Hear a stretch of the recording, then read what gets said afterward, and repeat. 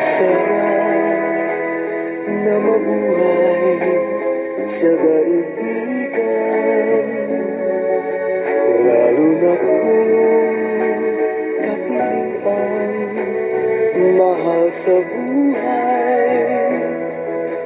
Nang madama ang ligaya sa gabi't araw, nalimot mo ang lahat ay mayroong hangganan. Ngunit nang iyong naramdaman ang kalungkutan, ay noon mo naalala ang may kapal. Ang tao'y marupok, kay dali lumimot sa Diyos.